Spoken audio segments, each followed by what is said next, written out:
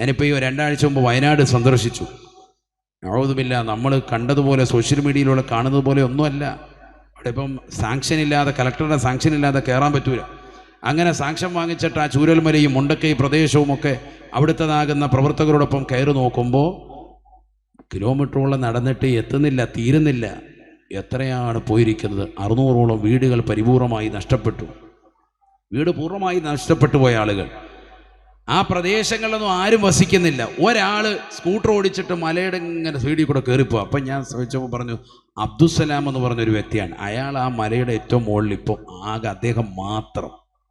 അയാൾക്കുള്ള വൈദ്യുതി കണക്ഷൻ സർക്കാർ കൊടുത്തിട്ടുണ്ട്. അയാൾ പോലീസുകാരോട് സർക്കാരോടും കണിശമായി പറഞ്ഞു, ഞാനിവിടുന്ന് മരിച്ചിട്ടല്ലാതെ ഇനി പോകില്ല. കാരണം വെച്ച വീട് ഈ അടുത്ത് വെച്ചതാണ്. അദ്ദേഹത്തിൻ്റെ ഒരു മലയുടെ അങ്ങൊരു സൈഡിലാണ്. അദ്ദേഹത്തിൻ്റെ അതല്ലാതെ വേറെ ആരും അവിടെ താമസിക്കുന്നില്ല. മൂപ്പരുണ്ട്, ഭാര്യയും മകളും കൂടെ സ്കൂട്ടറിൽ അങ്ങ് പോവുക.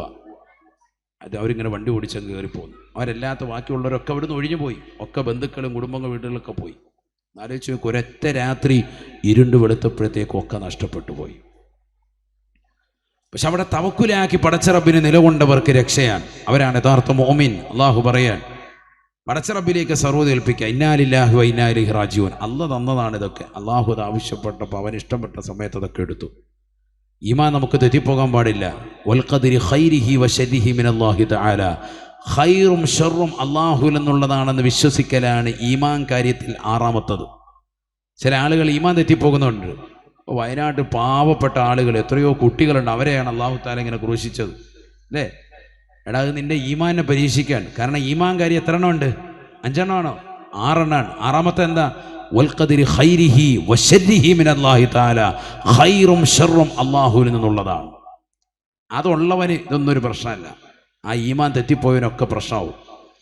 ഇങ്ങനെ സംഭവിച്ചല്ലോ എന്ന് ഇളകാൻ പാടില്ല. ഇന്നൽ ഇൻസാന ഖുലിഖ ഹലൂഅ ഇദാ മസ്സഹു ശർറു ജസൂഅ വ ഇദാ മസ്സഹുൽ ഖൈറു മനൂഅ. ഖുർആൻ പറയാം, മുഅ്മിനായ മനുഷ്യൻ അസഹിഷ്ണുതയുള്ളവനാകാൻ പാടില്ല. മുഅ്മിനായ മനുഷ്യൻ ഇളകാൻ പാടില്ല. ഖൈർ കിട്ടുമ്പോൾ, സമ്പത്ത് കിട്ടുമ്പോൾ പാവപ്പെട്ടവർക്ക് കൊടുക്കാതിരിക്കരുത്, കൊടുക്കണം. തടയുന്നവനാകരുത്. അല്ലാഹു സുബ്ഹാനഹു വ തആല ഒരു വിപത്ത് തരുമ്പോൾ അസ്വസ്ഥനാകാൻ പാടില്ല, അസഹിഷ്ണുതയുള്ളവനാകാൻ പാടില്ല. സഹിഷ്ണുത മനോഭാവത്തോടുകൂടി നിലകൊള്ളണം. അവനെ മോമിനാവുള്ളൂ. തവക്കുലിൻ്റെ വാതിൽ അവനാണ് തുറക്കപ്പെടുക. അപ്പോഴാണ് മോമിനാവുക. മോമിനായാലേ വിലായത്തിൻ്റെ വാതിലേക്ക് ഒരല്പം തുറന്നു കിട്ടുള്ളൂ. എൻട്രൻസ് അങ്ങനെയാണ്. തീർന്നില്ല. അല്ലാഹു 4ാമതായി പറയുകയാണ്, അല്ലദീന യുഖീമൂനസ്സലാ. നിസ്കാരം മുറ പോലെ നിർവഹിക്കുന്നവരാകണേ. വലായത്തിന്റെ മർത്തബയിലേക്ക് കടക്കാൻ ഉദ്ദേശിക്കുന്ന പ്രിയപ്പെട്ട മുസ്ലിമേ, മുസ്ലിമത്തെ, ഔലിയാക്കളെ തിരഞ്ഞെടുക്കുമ്പോൾ ശ്രദ്ധിക്കണേ. നിസ്കാരമില്ലാത്ത കള്ള ശൈഖന്മാരുടെ പിറകിൽ കൂടരുതേ, കൂടരുതേ. അവരെ ഞങ്ങളുടെ ശൈഖാണെന്ന് പറഞ്ഞുകൊണ്ട് നടക്കല്ലേ. ഇന്ന് കേരളക്കരയിൽ ധാരാളം ശൈഖന്മാരെ കടന്നു വന്നിട്ടുണ്ട്. വ്യാജ തരീത്തുകൾ ചമഞ്ഞുകൊണ്ട് കടന്നു വന്നിട്ടുള്ള അധിക ശൈഖന്മാർക്കും നിസ്കാരമില്ല, നിസ്കാരമില്ല. 5 വഖത്ത് നിസ്കാരത്തിന്റെ സമയത്ത് ഞാൻ നൽകുന്ന ദിക്ർ നിങ്ങൾ ചൊല്ലിയാൽ മതി എന്ന് മുരീദന്മാരോട് പറഞ്ഞു പഠിപ്പിക്കുന്ന വ്യാജ ചിഹ്നമ്മമാർ, വ്യാജ ശൈഖന്മാർ ഇന്ന് സമൂഹത്തിൽ ധാരാളമാണ്, ധാരാളമാ. ബഹുമാനപ്പെട്ട മുത്തുനബി സല്ലല്ലാഹു അലൈഹി വസല്ലമ തങ്ങൾ പഠിപ്പിക്കുന്നു, അത്തരക്കാരുമായിട്ടുള്ള ചങ്ങാത്തം പാടില്ല, പാടില്ല. മാമിങ്ങൾ പറഞ്ഞില്ലയോ, ഖല്ലി ഖല്ലി ഖുല്ലതൽ ഖൈദലാനി ഖൗഫൽ ഖാതിമ ഖാലിൽ ഖലീലൻ ഖാമിലൽ വസ്ഫി മിനൽ ഖൽഖാലി ഖാൽ ലാ ഇലാഹ ഇല്ലല്ലാഹു.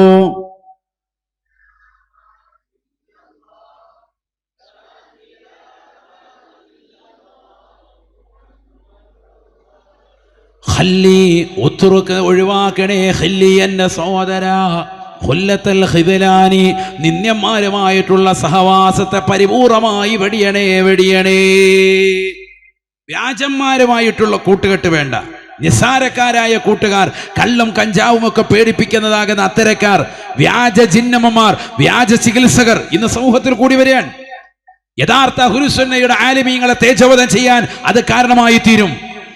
ലോകത്തുള്ള ഔലിയാക്കളെ മുഴുവനും തെറ്റിദ്ധരിക്കാൻ ഇത്തരക്കാരാകുന്ന ആളുകൾക്ക് തെറ്റിദ്ധാരണയിലൂടെ പടരും. അതുകൊണ്ട് ശ്രദ്ധിക്കണം. മോതിരം എന്ന് പറയുന്നത് ഒരു വെള്ളിയുടെ മോതിരം വലത് കൈയിൽ ചെറുവിരലിൽ ഒന്ന്, അല്ലെങ്കിൽ ഇടത് കൈയുടെ ചെറുവിരലിൽ ഒന്ന്. ഒരേ സമയത്ത് ഒന്നിലധികം മോതിരം പണിയാൻ പാടില്ല. ഒരാൾക്ക് 10 മോതിരമുണ്ട്. ശറഇൽ കർമ്മശാസ്ത്ര പണ്ഡിതന്മാർ പറയുന്നു ആ 10 മോതിരം വിവിധ സമയങ്ങളിൽ അണിയാനാണ് സുന്നത്ത്. ഇത് അലക്കുകല്ലിൻ്റെ അളവിൽ മോതിരം പണിതിരിക്കുക, കൊണ്ടോട്ടിക്കല്ല് എന്നിട്ട് വെച്ചിട്ട് കെട്ടിച്ചിരിക്കുക, റാഹത്തായിട്ട് കൊണ്ടോട്ടി കെട്ടാന്ന് പറയാം. എന്നിട്ട് കൈവെള്ളം മൊത്തം കിടക്കുകയാണ്. വളരെ ശ്രദ്ധിക്കണം. നിങ്ങളെന്താ ഇതൊക്കെ ശ്രദ്ധിക്കാത്തത്? നമ്മൾ ഈ മോതിരത്തിൻ്റെ വലിപ്പം നോക്കിയിട്ടാണ് ആളെ കൈ പിടിക്കുന്നത്. വളരെ ശ്രദ്ധിക്കണം. അള്ളാഹു നമ്മളെ കാത്ത് സംരക്ഷിക്കട്ടെ. സുന്നികളാകെ നമ്മൾ തന്നെ പലപ്പോഴും തെറ്റിദ്ധരിച്ചു പോകാറുണ്ട്. വസബ്ബൽ അദ്റഇ വതഹരീമ, മോതിര വിരൽ എന്ന് പറയുന്ന ഈ വിരലിൽ മോതിരം അണിയൽ അത് പാടില്ല എന്ന് വരെ അദ്റ ഇമാമിനെ പോലെയുള്ള മഹത്തുക്കൾ പറഞ്ഞിട്ടുണ്ട്. പാടില്ല, നിഷിദ്ധമാണെന്ന് പറഞ്ഞ ഇമാമിങ്ങളുണ്ട്. മോതിര വിരൽ എന്നാണ് പേരെങ്കിലും അതിലല്ല. മോതിരം എവിടെയാണ് അണിയേണ്ടത്? വലത്തെ കൈയുടെ ചെറുവിരൽ അല്ലെങ്കിൽ ഇടത്തെ കൈയുടെ ചെറുവിരൽ. എത്രത്തോളം മോതിരക്കല്ലിൻ്റെതാകുന്ന ആ ഫസ് അത് ഉള്ളിലേക്കാക്കി വെക്കണം. കാരണം അത് പുറമേ കാണിച്ചിട്ട് മറ്റുള്ളവർക്ക് മുന്നിൽ ഗരിമ കാണിക്കാനും നിന്റെ മനസ്സിൽ കിബിർ വരാനും അത് കാരണമാണ് എന്ന് സൂഫി ഗ്രന്ഥങ്ങളിൽ കാണാൻ സാധിക്കും. മനസ്സിലാക്കണം. അത്രയേറെ സൂക്ഷ്മതയാണ്. അകത്തോട്ടാക്കി വെക്കണമെന്നാണ്. അത്രയേറെ സൂക്ഷ്മത വെക്കാൻ പണ്ഡിതന്മാർ പഠിപ്പിച്ചാണ്. നോക്കുന്നു, ഒരു വെള്ളിയുടെ ഒരു മോതിരം പുരുഷന്മാർക്ക് അണിയൽ സുന്നത്താണ്. അത് ഒന്നിൽ കൂടുതൽ അണിയാൻ പാടില്ല ഒരേ സമയത്ത്. അത് തന്നെ ഒന്നില്ലെങ്കിൽ വലത്തെ കൈയുടെ ചെറുവിരൽ അല്ലെങ്കിൽ ഇടത്തെ കൈയുടെ ചെറുവിരൽ. 10 വിരലിൽ 50 മോതിരം അണിഞ്ഞ് തലയെക്കെട്ടും പച്ചശാള്, മേത്തൂര് പച്ചശാള്, പച്ച കോട്ടും ഇട്ട് റൂമ് മുഴുവൻ പച്ച ലൈറ്റും കത്തിച്ച് കണ്ണാടി പച്ചയും വെച്ച് റായത്തായിട്ട് എന്ന് പറയുമ്പോൾ ഒണ്ണം കൈ പിടിക്കും. ഇതാണ് നമ്മുടെ കൗമ്. അള്ളാഹു നമ്മളൊക്കെ ആക്കട്ടെ. മൊത്തത്തിൽ പച്ചമയം. നമ്മുടെ സുന്നികളുടെ അവസ്ഥയാണ്. സമ്പത്ത് കൊണ്ട് അവൻ്റെ കാലിൽ ചൂട്ടി വെക്കുക. ഇതുകൊണ്ട് എന്താ ഉണ്ടാകുന്നത്? ബിദ്അത്തിന്റെ ആളുകൾ ഇവൻ്റെ ഫോട്ടോ എടുത്തിട്ട് പറയും, കണ്ട ഇതാണ് വലിയ. ഇടയ്ക്കിടയ്ക്ക് മാറി നിന്നിട്ട് അയാൾ മനസ്സിലാക്കി അങ്ങനെ ഇങ്ങനെ വലിച്ചാലേ വലിയാവുള്ളൂ എന്ന് മൂപ്പരും കരുതി പോയി. പാവം. അള്ളാഹു നമ്മളൊക്കെ ആക്കുമാറാവട്ടെ. ഇതല്ല യഥാർത്ഥ വലിയ. അപ്പൊ നമ്മൾ ഈ കിടക്കുന്നതാകുന്ന മഹത്തുക്കളെ കുറിച്ച് പിന്നെ എന്ത് പറയും? ഈ മഹാന്മാരെ പോലെയുള്ള മഹത്തുക്കളാകുന്ന ഔലിയാക്കളെ തെറ്റിദ്ധരിക്കാൻ കാരണമായി തീരും ഇത്തരത്തിലുള്ള ആളുകൾ ചെയ്യുന്ന പ്രവർത്തനം. അതുകൊണ്ടാണ് ഇമാമിങ്ങൾ നിർവചനം വെച്ചത് അൽ വലിയു അൽ ആരിഫു ബില്ലാഹ്. അള്ളാഹുവിനെ കുറിച്ച് അഗാധമാകുന്ന അറിവിന്റെ ആഴിയിലൂടെ സഞ്ചരിച്ചവർക്ക് വലിയ എന്ന വാക്ക് തന്നെ പറയാൻ പറ്റുകയുള്ളൂ. മാത്രമല്ല അൽ മുവാദിബു അല ത്വാആതി, താരീഫാണ്, നിർവചനമാണ്.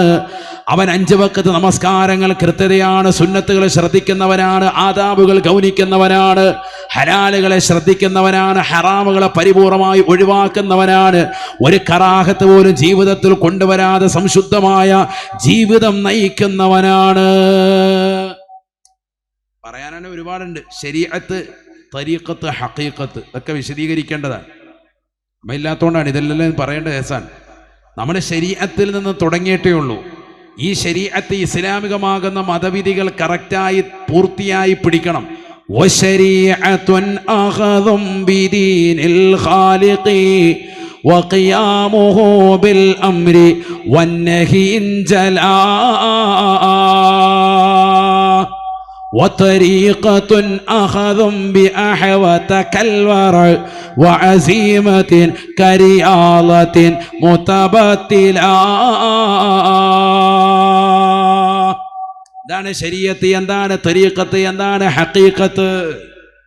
ശരീഅത്ത് എന്ന് പറഞ്ഞാൽ ഇലാഹാകുന്ന പടച്ചറബ് നമുക്ക് നൽകിയിരിക്കുന്നതായ ഇസ്ലാമിന്റെ ആദർശങ്ങളെ പരിപൂർണമായി മുറുകെ പിടിച്ചവനാകണം. നിസ്കാരം കറക്റ്റ് ആകണം, നോമ്പ് കറക്റ്റ് ആകണം, സക്കാത്ത് കറക്റ്റ് ആകണം, പഞ്ചസൂപങ്ങളെ ശ്രദ്ധിച്ചവനാകണം, ഈമാൻ കാര്യങ്ങളെ ഗൗനിച്ചവനാകണം. ഒന്നുപോലും വിട്ടുപോകാതെ കൽപ്പിക്കപ്പെട്ട കാര്യങ്ങളെ ശ്രദ്ധിക്കുകയും വിരോധിക്കപ്പെട്ട കാര്യങ്ങളെ പരിപൂർണമായി തടയിട്ടുകൊണ്ടത് ശ്രദ്ധ ചെലുത്തി മുന്നേറുകയും ചെയ്തവനെ ശരീഅത്ത് മൂർഖമായി പിടിച്ചിട്ടുള്ളൂ. അതാണ് വശരീഅത്തുൻ അഖദുൻ ബിദീനിൽ ഖാലിഖി വഖിയാമുഹു ബിൽ അംരി വന്നഹി ജലാ. കൽപ്പന കാര്യങ്ങളൊക്കെ ശ്രദ്ധിക്കണം, നിരോധിച്ച കാര്യങ്ങളൊക്കെ വിരോധിക്കണം. അത് പക്ക ആകുമ്പോഴേ ശരീഅത്ത് മുറുകെ പിടിച്ചവനാകുക. അത് മുറുകെ പിടിക്കുമ്പോഴാണ് അടുത്ത പദവിയിലേക്ക് എത്തുക, ത്വരീഖത്ത് എന്ന മാർഗത്തിലേക്ക് എത്തുക. എന്താണ് ത്വരീഖത്ത്? വതരീഖത്തുൻ അഖദും ബിഅഹവത കൽവറ വഅസീമത്തിൻ കരിയാളത്തിൻ മുതബത്തിലാ. ഏകനാകുന്ന പടച്ചറപ്പിലേക്കുള്ള നിസ്കാരവും നോമ്പും സക്കാത്തും ഹജ്ജും മാത്രം പോരാ, അതിലുള്ള അങ്ങേയറ്റത്തെ സൂക്ഷ്മമാകുന്ന ജീവിതം നിനക്ക് ഉണ്ടെങ്കിൽ മാത്രമാണ് ത്വരീഖത്ത് മുറുകെ പിടിച്ചവനാകുകയുള്ളൂ. അല്ലാഹു മനസ്സിലാക്കാൻ തൗഫീഖ് തരട്ടെ. സൂക്ഷ്മത എന്ന് പറഞ്ഞാൽ അങ്ങേയറ്റത്തെ സൂക്ഷ്മത, അഹ്വത കൽവറ, അങ്ങേയറ്റത്തെ സൂക്ഷ്മത വെച്ച് നിലകൊള്ളുമ്പോഴാണ് ത്വരീഖത്ത്. മഹാനായ അസ്സയ്യിദു ശരീഫുൽ ജുർജാനി റളിയല്ലാഹു അൻഹു അദ്ദേഹത്തിന്റെ തഅരീഫാത്ത് എന്ന് പറയുന്ന ഗ്രന്ഥത്തിൽ ത്വരീഖത്തിന് അദ്ദേഹം കൊടുത്ത നിർവചനം ഹിയ അസ്സൈറത്തുൽ മുഖ്തസത്തു ബിസാലികീന ഇലല്ലാഹ് എന്നാണ്. ഞാൻ കൂടുതൽ പറയൂല, കാരണം സാധാരണക്കാർ കൂടിയുണ്ട്, അവർക്ക് ഇതെല്ലാം കൂടി പറഞ്ഞാൽ ദഹിക്കൂല, കുറച്ച് തിരിച്ചു വരും. അള്ളാഹു നമ്മളെ സാലിഹ്യങ്ങൾ ചേർക്കട്ടെ. കാരണം ഈ പറയുന്നതൊക്കെ ഒന്നുകൂടി ശരിക്കും ശ്രദ്ധിച്ചെങ്കിൽ മാത്രമേ ഉള്ളൂ മനസ്സിലാവുകയുള്ളൂ. സാധാരണക്കാർക്ക് പറഞ്ഞാൽ പെട്ടെന്ന് ദഹിക്കൂല. അള്ളാഹു നമ്മളെ സാലിഹ്യങ്ങൾ ചേർക്കട്ടെ. ഹിയ അസ്സൈറത്തുൽ മുഖ്തസത്തു ബിസാലികീന ഇലല്ലാഹ്, അള്ളാഹുവിലേക്ക് പ്രവേശിക്കൽ കൊണ്ട് ആത്മീയമാക്കപ്പെട്ട ഒരു യാത്രയ്ക്കാണ് എന്ത് പറയുക, ത്വരീഖത്ത് എന്ന് പറയുക. മഹാനായ സയ്യിദു ശരീഫുൽ ജുർജാനി റളിയല്ലാഹു അൻഹു തഅരീഫാത്ത് എന്ന ഗ്രന്ഥത്തിൽ കൊടുത്ത നിർവചനമാണ് ഇത്, ത്വരീഖത്തിന് കൊടുത്ത നിർവചനം. അപ്പൊ അള്ളാഹുവിലേക്കുള്ളതാകുന്ന പ്രയാണം, ആത്മീയമാകുന്ന യാത്ര. അസ്സൈറത്തുൽ മുഖ്ത, സാറ എന്ന് പറഞ്ഞാൽ ദഹബ ലൈലൻ, രാത്രിയിൽ യാത്ര ചെയ്തു. സുബ്ഹാനല്ലദീ അസ്റ എന്ന പ്രയോഗം നമുക്കറിയാം. രാത്രിയിലുള്ള സഞ്ചാരം എന്ന് പറഞ്ഞാൽ ഈ യാത്രയ്ക്ക് ഒരുങ്ങുന്നവൻ കൂടുതൽ ഒരുങ്ങേണ്ടത് രാത്രിയിലാണ് എന്നർത്ഥം. രാത്രിയിലാണ് കൂടുതൽ ശ്രദ്ധിക്കേണ്ടത്. ലോകം മുഴുവനും ഉറങ്ങുമ്പോൾ ഉറക്കം ഒഴിച്ച് നല്ലതുപോലെ പണിയെടുക്കണം, സൂക്ഷ്മമായ ജീവിതം നയിക്കണം. അള്ളാഹു തൗഫീഖ് തരട്ടെ. അള്ളാഹുലേക്ക് പ്രവേശിക്കൽ കൊണ്ട് പ്രത്യേകമാക്കപ്പെട്ട രാത്രിയിലുള്ള ഒരു ആത്മീയ യാത്ര, അതിനാണെന്ത് പറയുക, ത്വരീഖത്ത് എന്ന് പറയുക. അസ്സൈറു ഇലല്ലാഹ്, അള്ളാഹുവിലേക്കുള്ള യാത്ര. അതാണ് ഈ ഔലിയാക്കൾ നടത്തിയത്. അങ്ങനെ നടത്തി അവരവസാനം എവിടെത്തും, അസ്സൈറു ഇലല്ലാഹിൽ നിന്ന് അസ്സൈറു ഫില്ലാഹിലാവും, അള്ളാഹുവിലുള്ള യാത്രയാവും. അപ്പോഴാണ് ഹാല് മറിയ. ചില ആളുകൾ കണ്ടിട്ടില്ലേ, ജദുബിൻ്റെ ഹാലിലേക്ക്, അള്ളാഹ് അല്ലാതെ മറ്റൊന്നും ഇല്ല എന്ന് പറഞ്ഞുള്ള ഹാല്. അങ്ങനെ എത്തുമ്പോൾ ചിലപ്പോൾ നിസ്കാരം ഇല്ലാതായി പോവും. മജ്ദൂബ് എന്ന് പറയും നമ്മൾ, ജദുബിൻ്റെ ഹാല്. അവരെ നമ്മൾ കുറ്റം പറയണ്ട. അവരടുക്കൽ പോയി ദുആ വസിയ്യത്ത് ചെയ്യുന്നതിൽ കുറ്റമില്ല. പക്ഷെ അവരെ പിൻപറ്റി അവർ നിസ്കരിക്കാതിരിക്കുന്നത് കണ്ടിട്ട് എനിക്ക് നിസ്കാരമില്ല എന്ന് പറയുന്ന അവസ്ഥയിലേക്ക് നിനക്ക് പാടില്ല. നീ ശരീഅത്ത് കൊണ്ട് കൽപ്പിക്കപ്പെട്ടവനാണ്. വളരെ ശ്രദ്ധിക്കണം ഞാൻ ഈ പറയുന്ന കാര്യങ്ങൾ. അവര് ഹാല് മറിഞ്ഞു പോയി. ആ ഹാല് മറിഞ്ഞ അവസ്ഥയിലേക്ക് നീ അവരെ പിൻപറ്റാൻ പാടില്ല, ഇത്തിബാ വേണ്ട. അവരെടുക്കൽ ചെന്നിട്ട് ദുആ ചെയ്യിപ്പിക്കുന്നതിൽ തെറ്റില്ല, ശർഅ വിരുദ്ധമാണെന്ന് പറയുന്നില്ല. എന്നാൽ അവർക്ക് ഹാല് മറിഞ്ഞതുകൊണ്ട്, നമ്മുടെ കൺമുന്നിൽ ഭ്രാന്തന്മാരെ പോലെ നടക്കുന്നത് കൊണ്ട് അവർ ചെയ്യുന്ന കാര്യങ്ങളൊക്കെ തന്നെ നീ പിൻപറ്റാൻ ശർഅ നിന്നോട് പറയുന്നില്ല. നിന്നോട് പറയുന്നു അവർ നിസ്കരിക്കാതെ നിലകൊള്ളുന്ന സമയത്തും നീ നിസ്കരിക്കണം. കാരണം അവർ ഒരു കാലഘട്ടത്തിൽ നിസ്കാരവും ഇബാദത്തുമൊക്കെ എടുത്തെടുത്ത് അവസാനം ഹാല് മറിഞ്ഞതായ ആളുകളാണ്. അവർ അസ്സൈറു ഇലല്ലാഹിലല്ല, അള്ളാഹുവിലേക്കുള്ള സഞ്ചാരമല്ല, അള്ളാഹുവിലുള്ള സഞ്ചാരമാണ്. അസ്സൈറു ഫില്ലാ, അള്ളാഹുവിലുള്ള യാത്രയിലാണിപ്പോൾ. അപ്പോൾ അത് ഹാല് വേറൊന്നാണ്. അതിലേക്ക് എത്തിയ മഹത്തുക്കളാണ് ഇവരൊക്കെ. അള്ളാഹുവിനുള്ള സഞ്ചാരമാണ്, അതിലേക്കുള്ള പ്രയാണമാണ് ത്വരീഖത്ത്. അള്ളാഹുവിൽ ലയിക്കുമ്പോഴാണ് ഹഖീഖത്തിലേക്ക് എത്തിപ്പെടുന്നത്. മൂന്നാമത്തെ പദവിയാണ്. അള്ളാഹുവേ അതിലേക്ക് ഞങ്ങളെ നീ എത്തിക്കണേ അല്ലാ. അതിന് പ്രയാസമാണ്, വെറുതെ പറ്റുകയില്ല. അത് ആവണമെങ്കിൽ ഈമാൻ ഉണ്ടാവണം, തഖ്വ ഉണ്ടാകണം. മുഅ്മിനാകണമെങ്കിൽ 5 ക്വാളിറ്റി വേണം. ഖുർആൻ സൂറത്തുൽ അൻഫാൽ പറഞ്ഞതാണ്, സൂറത്തുൽ അൻഫാലിൽ പറഞ്ഞതാണ്, വിശദീകരിച്ചത്. ഒന്ന്, നമ്മുടെ ജീവിതത്തിൽ തീർച്ചയായിട്ടും അള്ളാഹുവിനോടുള്ളതാകുന്ന അചഞ്ചലമായ ഈമാനിലൂടെ ഖുർആനിന്റെ ആയത്തുകൾ കേൾക്കപ്പെട്ടാൽ അല്ലാഹ് എന്ന് കേൾക്കുമ്പോൾ തന്നെ ഹൃദയം നടുങ്ങണം. ഖുർആന്റെ ആയത്ത് കേൾക്കുമ്പോൾ തന്നെ തീർച്ചയായിട്ടും നമുക്ക് ഈമാൻ വർദ്ധിക്കണം. തീർന്നില്ല, വഅലാ റബ്ബിഹിം യതവക്കലൂൻ, അള്ളാഹുവിലേക്ക് പരിപൂർണമായി തവക്കുൽ മുറുകെ പിടിച്ചുകൊണ്ട് ജീവിക്കണം. ഇത് മൂന്നും കഴിഞ്ഞാൽ നാലാമത്തത് അല്ലദീന യുഖീമൂനസ്സലാ, നിസ്കാരം ഒരപോലെ നിർവഹിക്കണേ എന്ന് വിശുദ്ധമായ ഖുർആൻ. നിസ്കാരം മസ്റ്റാണ്, അതില്ലാത്ത ഒരു പരിപാടിയും വേണ്ട. ആ ശൈഖിന് നിസ്കാരം ഇല്ലല്ലോ, അയാൾ വേറെ ഹാലിൽ വന്നായിരിക്കും. നീ അയാളെ പിൻപറ്റാനോ അയാളെ പിറകെ കൂടാനോ നിന്നോട് പറഞ്ഞിട്ടില്ല.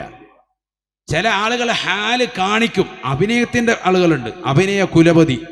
ഞാൻ ഹാല് മറിഞ്ഞാന്ന് പറഞ്ഞ് ജദുബെന്ന് പറഞ്ഞൊരു അവസ്ഥയുണ്ടെന്ന് കേട്ടിട്ട് ഇവനും ഹാല് മറിഞ്ഞ പോലെയൊക്കെ കാണിക്കും. അത് ചാട്ടവാറിന് അടി കൊണ്ടാത്തോണ്ട്.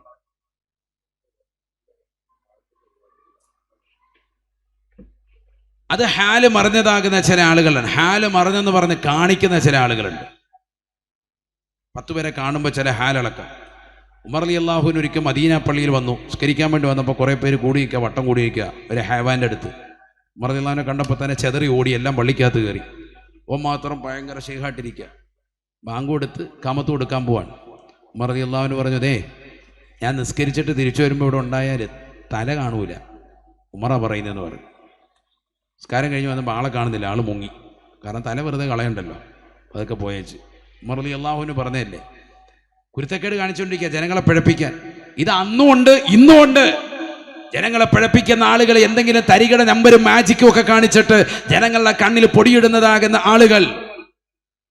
എൻ്റെ മേത്ത് ഷെയ്ഖ് കയറി, അത് കയറി ഏർവാടി ഷെയ്ഖ് പാലറാവും. കുറച്ച് കഴിയുമ്പോൾ അസ്സലാമു അലൈക്കും. എന്ത് അത് ഏർവാടി ഇബ്രാഹിം ബാദിഷ ഹാളിറായെന്ന് ഇവൻ തന്നെ പറയുക. ഹാളിറാകൂലെന്നും നമ്മൾ ബാധിക്കുന്നില്ല. പക്ഷേ കഞ്ചാവ് അടിച്ചും ലഹരി നുണഞ്ഞിട്ടും സിനിമ കണ്ടുകൊണ്ടിരിക്കുന്നവൻ്റെ ശരീരത്തിലേക്ക് ബഹുമാനപ്പെട്ടവരെ കയറിയെന്ന് വിശ്വസിക്കാൻ മാത്രം കേരളക്കാർ വിഡ്ഢികളല്ല. അങ്ങനെ ഒരാളുടെ മേത്ത് ഹാളിറാവൂലേ? ഹാളിറാകും. അഹ്ലുസുന്നയുടെ വിശ്വാസം അത് തന്നെയാണ്. ആ വിശ്വാസം ഉള്ളത് കൊണ്ട് തന്നെ ജനങ്ങളെ പൊട്ടന്മാരാക്കാനും ജനങ്ങളുടെ സമ്പത്ത് ചൂഷണം ചെയ്യാനും ധാരാളം ആളുകൾ ഇതിനു വേണ്ടി ഇറങ്ങിത്തിരിച്ചിട്ടുണ്ട്. അവരെ നമ്മൾ നല്ലതുപോലെ തിരിച്ചറിയണം, ശരിക്കും മനസ്സിലാക്കണം.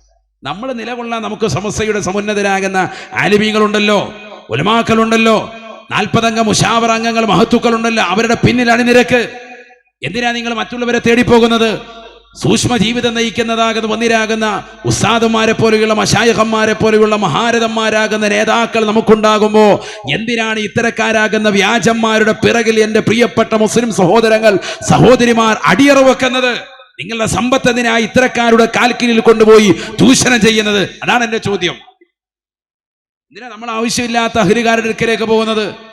നമുക്ക് മുമ്പ് നീങ്ങി ചെയ്യുന്നതാകുന്ന നല്ല മഹോന്നതരാകുന്ന വ്യക്തിത്വങ്ങൾ, വിവരമുള്ള അറിവുള്ള, ഏത് മസല ചോദിച്ചാലും ഖണ്ഡിതമായി മറുപടി പറയാൻ കഴിയുന്ന കിതാബ് തിരിഞ്ഞ മഹത്തുക്കളാകുന്ന അയിമ്മത്തുകൾ നമുക്ക് മുമ്പിലുണ്ട്. അവരെ മാറ്റിവെച്ചിട്ട് എന്തിനാണ് ഇത്തരക്കാരാകുന്ന വ്യാജ ജിന്നുമ്മമാരെയും ജിന്നപ്പമാരെയും പ്രൊമോട്ട് ചെയ്യുന്നത്? വ്യാജ ത്വരീഖത്തുകൾ ധാരാളം അധികരിച്ച ഒരു നാടുകൂടിയാണ് നമ്മുടെ ജില്ല. വളരെ ശ്രദ്ധിക്കണം. ജാഗ്രതയോടുകൂടി മുന്നോട്ട് പോയിട്ടില്ല എങ്കിൽ സമ്പത്ത് കാണിച്ചും പെണ്ണ് കാണിച്ചും ദുനിയാവിന്റെ അനുഭൂതികൾ കാണിച്ചും നിങ്ങളുടെ ഈമാനെ തട്ടിയെടുക്കാൻ വേണ്ടി നിലകൊള്ളുന്നതാകുന്ന ത്വരീഖത്തുകൾ ധാരാളമുണ്ട്. ശ്രദ്ധിച്ചോ. നൂറുൻ യഖ്ദിഫുഹുല്ലാഹു അലാ ഖൽബി മൻ യശാഉ. അല്ലാഹു ഉദ്ദേശിച്ചവർക്ക് നൽകപ്പെട്ട ഈമാൻ എന്ന ഹിദായത്ത് എന്ന ഈ മഹനീയമായ വെളിച്ചത്തെ കെടുത്തിക്കളയാൻ അത്തരക്കാരുടെ മുന്നിൽ നിങ്ങൾ അനുവദിച്ചു കൊടുക്കരുത്. അല്ലാഹു നമ്മളെ കാത്ത് സംരക്ഷിക്കട്ടെ. അല്ലാഹു കാത്ത് സംരക്ഷിക്കട്ടെ. ഞാൻ നിർത്തുകയാണ്. ഒരൊറ്റ സംഭവം കൂടി പറയുകയാണ്. ഹബീബായ റസൂലുള്ളാഹി സ്വല്ലല്ലാഹു അലൈഹി വസല്ലമ തങ്ങളുടെ അടുക്കലേക്ക് കണ്ണ് കാണാത്ത ഒരു അന്ധനായ സ്വഹാബി വര്യൻ വന്നിട്ട് പറയുകയാണ്, യാ റസൂലല്ലാഹ്, നബിയേ നബിയേ, എൻ്റെ കണ്ണിന് കാഴ്ച കുറവാണ്, ലരീറുൽ ബസറാണ്, കാഴ്ച വല്ലാത്ത തകരാറുള്ള മനുഷ്യനാണ്. വലൈസ ലീ ഖായിദുൻ യഖൂദുനി ഇലൽ മസ്ജിദ്. മദീന പള്ളിയിലേക്ക് എന്നെ കൊണ്ടുവരാൻ, എന്നെ കൈക്ക് പിടിച്ചുകൊണ്ട് നിസ്കരിക്കാൻ കൊണ്ടുവരാൻ ഒരാള് പോലുമില്ല റസൂലേ. എനിക്കൊരു മകനില്ല, മകളില്ല. എന്നെ കൈക്ക് പിടിച്ചുകൊണ്ട് ജമാഅത്തുകൾക്ക് കൊണ്ടുവരാൻ ഒരാളുമില്ല റസൂലേ. അവിടുന്ന് എനിക്ക് അനുവാദം നൽകുമോ ഹബീബേ? എൻ്റെ വീടിൻ്റെ അകത്തളങ്ങൾ തന്നെ ജമാഅത്തിനെ വിട്ട് നിസ്കരിക്കാൻ, വീടിൻ്റെ അകത്തളങ്ങൾ ഒറ്റയ്ക്ക് നമസ്കരിക്കാൻ അനുവാദം നൽകുമോ ഹബീബേ? കണ്ണിന് കാഴ്ചയില്ല. ഇഴജന്തുക്കൾ ധാരാളമാണ് മരുഭൂമിയിലൂടെ വരികയാൻ. മരുഭൂമിയിലെ വിശപ്പാമ്പുകൾ, അണലി പോലെയുള്ള സർപ്പങ്ങളൊക്കെ കടിച്ചാൽ തീർന്ന് വിരൽ കൊണ്ടേ പോവുള്ളൂ. ഒരൊറ്റ കടിക്ക് തീരും, ആള് മയ്യത്താവും. ഞാൻ ഈ വല്ലാതെ ബുദ്ധിമുട്ടിയിട്ടാണ് ജമാഅത്തും ജുമായിക്കും വരുന്നത്. ഇശായിനും മഗ്രിബിനൊക്കെ വരൽ വളരെ പ്രയാസമാണ്. എന്നെ സംബന്ധിച്ച് ഏത് സമയവും ഒരേപോലെയാണ്, ഇരുളാണ്. എങ്കിലും രാത്രിയിലാകുമ്പോൾ ഒരാളെപ്പോലും കിട്ടൂല. വളരെ ദൂരത്ത് നിന്ന് വേണം ഞാൻ ഇങ്ങോട്ടേക്ക് പള്ളിയിലേക്ക് വരാൻ. എനിക്കൊരു അനുവാദം തരണം നബിയെ. ജമാഅത്ത് എനിക്ക് പറ്റൂല, പള്ളിയിലെത്താൻ പറ്റൂല, വീട്ടിൽ തന്നെ നിസ്കരിക്കാൻ തങ്ങൾ അനുവാദം തരണം. നിസ്കരിച്ചോളാം, 5 വഖത്തെ നിസ്കരിക്കാം. പള്ളിയിൽ വന്ന് നിസ്കരിക്കാനുള്ള ബുദ്ധിമുട്ടുണ്ട്. ഹദീസിൽ കാണാം, പഠിച്ചു വെക്കണേ പ്രിയപ്പെട്ട ഉമ്മമാര്, ചെറുപ്പക്കാര്, അറിയേണ്ട ഹദീസാണ്. ഹബീബായ റസൂലുള്ളാഹി സ്വല്ലല്ലാഹു അലൈഹി വസല്ലമ തങ്ങൾ അദ്ദേഹത്തിന് ഇളവ് നൽകുകയാണ്. ഫലമ്മാ തവല്ല, അദ്ദേഹം അല്ലാഹുവിന്റെ റസൂലിന്റെ അടുക്കൽ നിന്ന് സലാം പറഞ്ഞുകൊണ്ട് പിന്തിരിഞ്ഞുകൊണ്ട് സന്തോഷത്തോടുകൂടി പോകുമ്പോ ഹബീബായ നബി സല്ലല്ലാഹു അലൈഹി വസല്ലമ തങ്ങൾ വിളിക്കുകയാണ്, നാദാഹു, അല്ലാഹുവിന്റെ റസൂൽ അദ്ദേഹത്തെ വിളിക്കുകയാണ്, ചോദിക്കുകയാണ്, അതസ്മഉൻ നിദാ ഹയ്യ അലസ്സലാ ഹയ്യ അലൽ ഫലാഹ്, നമസ്കാരത്തിലേക്ക് വരൂ, വിജയത്തിലേക്ക് വരൂ എന്നുള്ള അല്ലാഹുവിന്റെ ശ്രവണ സുന്ദരമായ ബാങ്കുലികൾ ബിലാൽ ഇബ്നു റബാഹ് മുഖേന കേൾക്കുന്നുണ്ടോ? ആദരവായ പ്രവാചകനോട് കണ്ണിന് കാഴ്ചയില്ലാത്ത സഹാബി വര്യന് പറയുകയാണ്, നഅം യാ റസൂലല്ലാഹ്, ബാങ്ക് വിളി കേൾക്കാം റസൂലേ, മധുരമാകുന്ന ബിലാലിന്റെ ബാങ്കുലി എന്റെ വീടിന്റെ അകത്തലങ്ങളിൽ എത്താറുണ്ട് എന്ന് അല്ലാഹുവിന്റെ റസൂലിനോട് പറഞ്ഞപ്പോ കണ്ണിന് കാഴ്ചയില്ലാത്ത സ്വഹാബിയോട് റസൂലുള്ള പറഞ്ഞ വചനം വരക്കൽ മക്കാമിന്റെ പരിസരത്തുള്ള പ്രിയപ്പെട്ട ചെറുപ്പക്കാരോട് സ്നേഹത്തോടുകൂടി കുമ്മനമസാദോർമ്മപ്പെടുത്തുകയാണ്. അല്ലാഹുവിന്റെ റസൂൽ സ്വഹാബിയോട് പറയുകയാ, എങ്കിൽ നിസ്കാരിക്കാൻ നീ വരൽ നിർബന്ധമാണ്, ഉത്തരം കൊടുക്കണേ എന്ന് ഹബീബ് മുഹമ്മദ് മുസ്തഫ. അറബ് നാട്ടിലെ മാമലകൾ മുഴുവനും കനകക്കൊട്ടാരമായി തിരുസവിധത്തിലേക്ക് തരട്ടെ എന്ന് ജിബ്രീൽ അലൈഹിസ്സലാം വന്നുകൊണ്ട് ചോദിക്കുമ്പോ വേണ്ട എന്ന് പറഞ്ഞുകൊണ്ട് പരിത്യാഗത്തിന്റെ ആത്മീയ വലയത്തിലേക്ക് ഉൾവലിഞ്ഞ് ലോകത്തിന് മുഴുവനും മാതൃക കാട്ടിയ ഹബീബ് മുഹമ്മദ് മുസ്തഫ സല്ലല്ലാഹു അലൈഹി വസല്ലമ തങ്ങൾ അന്ധനായ വ്യക്തിക്ക് പോലും പരിശുദ്ധമായ ജമാഅത്തിനെ തൊട്ട് ഇളവ് കൊടുത്തിട്ടില്ല. പിന്നെങ്ങനാണ് മുസ്ലിമേ കൈകാലുകൾക്ക് സ്വാധീനമുള്ള, കണ്ണിന് കാഴ്ചയുള്ള, കാതിന് കേൾവി ശക്തിയുള്ള, ഹൃദയത്തിന് രാഗമുള്ള, കാവുകൾക്ക് സംസാര ശേഷിയുള്ള, കൈകാലുകൾക്ക് സ്വാധീന ശക്തിയുള്ള നമ്മൾ എങ്ങനാണ് തരീഖത്തിലേക്ക് വന്നെന്ന് പറഞ്ഞുകൊണ്ട് നിസ്കരികാരം ഉപേക്ഷിക്കുന്ന വ്യാജന്മാരുടെ പിറകിൽ കൂടുന്നത്? എങ്ങനാണ് അല്ലാഹുവിന്റെ റസൂൽ ഒരൊറ്റ നമസ്കാരം പോലും നഷ്ടപ്പെടുത്തിയ അവസാന സമയം മൂലം പ്രവാചകൻ വിളിച്ചു പറഞ്ഞില്ലേ, അസ്സലാ അസ്സലാ, നിസ്കാരം നിങ്ങൾ ശ്രദ്ധിക്കണേ ഉമ്മത്തെ, അത് നിങ്ങൾക്കുള്ള പിടിവള്ളിയാണ്, പിടിവള്ളിയാ. മിഫ്താഹു സ്വലാത്തിൽ മിഫ്താഹു ബാബിൽ ജന്ന, സ്വർഗ്ഗത്തിലേക്കുള്ള വാതിലിന്റെ താക്കോലാണതെന്ന് ഹബീബ് മുഹമ്മദ് മുസ്തഫ. ആ നിസ്കാരം മുറ പോലെ നിർവഹിച്ചെങ്കിൽ മാത്രമാണ് ഈമാൻ പൂർണ്ണമാകുക. والذين يقيمون الصلاة ومما رزقناهم ينفقون. നിസ്കരിക്കുക മാത്രമല്ല, അഞ്ചാമതായി അല്ലാഹു പറയുകയാണ്, നാം നിങ്ങൾക്ക് നൽകിയിട്ടുള്ള സമ്പത്തിൽ നിന്ന് ദീനിനു വേണ്ടി കൊടുക്കലുണ്ടോ? തീർച്ചയായും മുഅ്മിനാകുമേ, അവനാണ് യഥാർത്ഥ മുഅ്മിനെന്ന് വിശുദ്ധമായ ഖുർആൻ. أولئك هم المؤمنون حقا أولئك هم المؤمنون حقا. ഞാൻ ഈ പറഞ്ഞ ക്വാളിറ്റികൾ മേളിച്ചിട്ടുള്ള 5 വിശേഷണങ്ങളുള്ള മുഅ്മിൻ അഥവാ അല്ലാഹ് എന്ന് പറയപ്പെടുമ്പോൾ തന്നെ ഹൃദയം നടുങ്ങുന്നുണ്ടോ? ഖുർആന്റെ ആയത്തുകൾ കേൾക്കുമ്പോൾ ഈമാൻ വർദ്ധിക്കുന്നുണ്ടോ? പടച്ച റബ്ബിലേക്ക് തവക്കുൽ ഏൽപ്പിക്കുന്ന ജീവിതമുണ്ടോ? നമസ്കാരങ്ങൾ 5 വഖത്ത് ശ്രദ്ധ വെക്കുന്നുണ്ടോ? അല്ലാഹു നൽകിയ സമ്പാദ്യം കൊണ്ട് പാവപ്പെട്ടവന്റെ കണ്ണീരപ്പാൻ തയ്യാറുണ്ടോ? ദീനിനെ സഹായിക്കാൻ തയ്യാറുണ്ടോ? ഉലൈക ഹുമുൽ മുഅ്മിനൂന ഹഖാ, അവരാണ് യഥാർത്ഥ സത്യവിശ്വാസികളെന്ന് വിശുദ്ധമായ ഖുർആൻ. കോഴിക്കോട് പ്രിയപ്പെട്ട മരക്കൽ മക്കാമിൽ വന്ന് ശംസുൽ ഉലമായ ഖദ്ദസല്ലാഹു സിർറുൽ അസീസ് അവരുടെ പൊരുത്തം കാംക്ഷിക്കാമെന്ന പ്രിയപ്പെട്ട മുസ്ലിമേ, ഔലിയാഇന്റെ തലത്തിലേക്ക് എത്തണമെങ്കിൽ 2 ക്വാളിറ്റിയാണ് വേണ്ടത്. അല്ലദീന ആമനൂ, ഈമാൻ മുറുകെ പിടിച്ചവരാകണേ. വകാനൂ യത്തഖൂൻ, അല്ലാഹുവിൽ തഖ്വയിൽ അധിഷ്ഠിതമായ ജീവിതം നയിക്കണേ എന്ന് വിശുദ്ധമായ ഖുർആൻ. അതിൽ ഒന്നാണ് ഇപ്പൊ നമ്മൾ വിശദീകരിച്ചത്, ഈമാൻ. മുഅ്മിൻ ആരാണെന്നാണ് പറഞ്ഞത്. ഇനി മുത്തഖി ഇൻഷാ അല്ലാഹ് അടുത്ത വർഷം പറയാം. അല്ലാഹു തൗഫീഖ് തരട്ടെ.